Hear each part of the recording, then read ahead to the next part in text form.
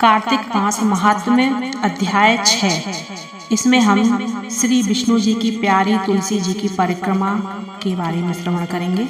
राधे राधे। नारद जी ने कहा कि जब 2 घड़ी रात शेष रह जाए तब तिल, कुश, अक्षत, चंदन आदि लेकर शुद्ध होकर जलाशय पर जाएं। नहर की अपेक्षा नदी में स्नान करने से 10 गुना फल मिलता है और नदी की अपेक्षा संगम पर स्नान करने से 10 गुना फल मिलता है और तीर्थ पर स्नान करने से इन सबसे दूना फल मिलता है। स्नान से पहले भगवान का ध्यान करके स्नानार्थ संकल्प करें। फिर तीर्थ में उपस्थित देवताओं को क्रमशः आचमनीय आदि देवें। अर्ध मंत्र यह है। हे कमलनाथ, आपको नमस्कार है। हे ऋषिकेश, आपको प्रणाम है। मेरे दिए हुए अर्घ्य को आप ग्रहण करें। हे जनार्दन, हे दामोदर, हे देवेश, आपको प्रसन्न करने के लिए मैं कार्तिक पक्ष में विधिवत प्रातः स्नान कर रहा हूँ। आपकी कृपा से मेरे समस्त पाप नष्ट हो जाएं। हे हरे, कार्तिक मास में व्रत तथा विधि पूर्वक स्नान करके मैं अर्घ्य देता हूँ।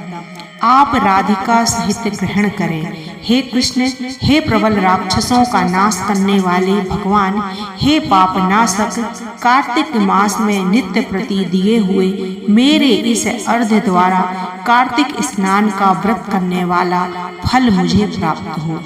विष्णु, शंकर तथा सूर्य का ध्यान करके जल में प्रवेश करें और नाभि पर्यंत जल में खड़ा होकर विधि पूर्वक स्नान करें।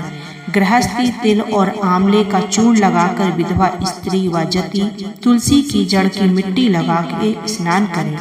सप्तमी, अमावस्या, नवमी, त्रयोदशी, द्वितीया, दशमी आदि तिथियों को आंवला तथा तिल से स्नान नहीं करना चाहिए और स्नान करते हुए निम्न शब्द कहें।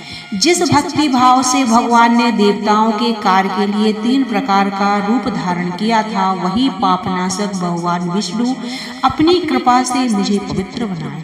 विष्णु जी की आज्ञा से कार्तिक व्रत करने वालों की सारे इंद्र आदि देवता रक्षा करते हैं, अतः वह मुझको पवित्र करे।